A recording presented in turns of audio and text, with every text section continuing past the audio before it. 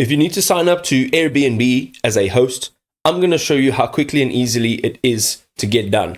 So let's get into it.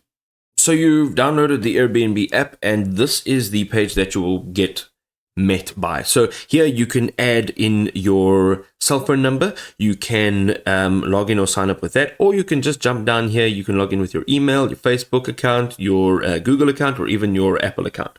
I am going to jump into the account with Google. So let's go and tap on Google. You'll see here that it starts adding some information in over here. So you'll need to add your legal name, your date of birth, your email address, of course, right over here.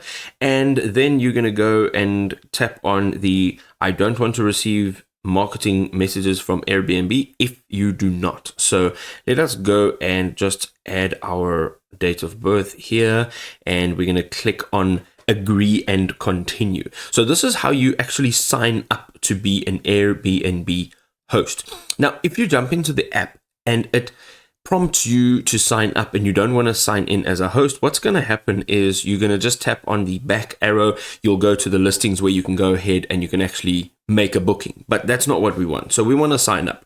So here we are going to just see that there's some agreements here. We're going to just tap on agree and continue. I also see that I've received an email over here. So if I just drop this down here, you'll see account activity. So here we go.